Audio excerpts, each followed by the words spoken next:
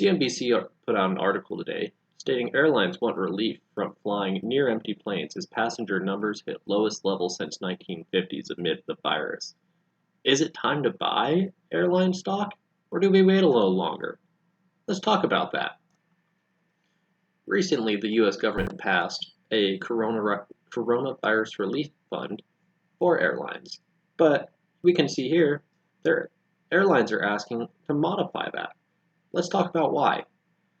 We can see here that one of the requirements to receive portions of this $25 billion in federal payroll grants and loans is that they have to keep so many flights going. But the flights are near empty, which leads them to be unsustainable. And even with this Federal Relief Act, most flights are still operating at a net loss. Let's talk about how much the stock is lost, if this could possibly be passed, and if we think the airlines will ever come back to where they were. So we can see here that stocks making the biggest moves. We have American, Delta, and United. Warren Buffett said over the weekend, by the way, that Berkshire Hathaway sold all of their airline stocks. We can see Monday, Southwest fell 5.7. Just today, if we scoot over here, we can see American Airlines is down 2.4%. On top of that, other airlines have all dropped as well. Spirit Airlines is down almost 6%. Hawaiian Airlines is down 6.5%.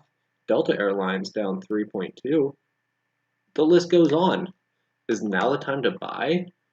Are airlines going to go defunct? Do we need to wait? Well, let's look at how much they've dropped already to see our potential returns.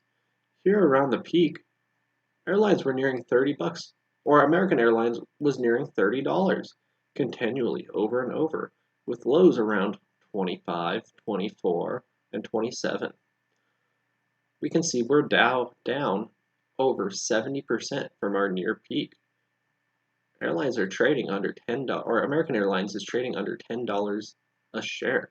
That's a 200% ROI, but they have to make it through this first. If we scoot over to their financials, we can see that their first quarter earnings were just released. Well, they brought in $8.5 billion, but it cost them $8.3 billion just to make that revenue. But then we have other operating expenses, and that leads everything all together to have a net income of a negative $2.2 billion. That's huge. And if we look at their balance sheet, we might think that's not sustainable.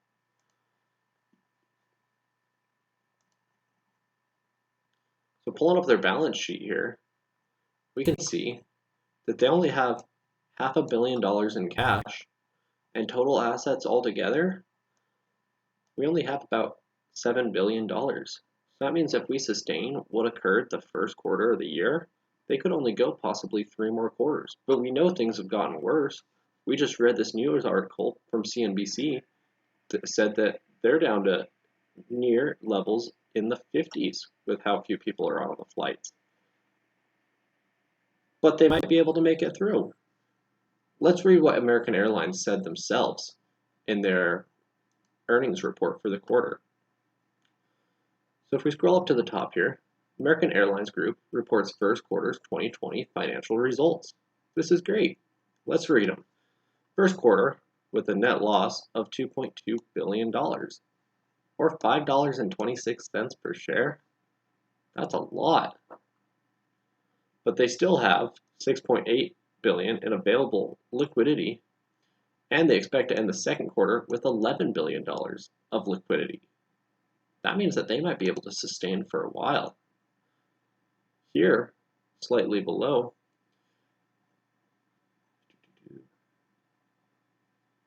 they say that they're reducing more than $12 billion in its operating expenses. That's phenomenal.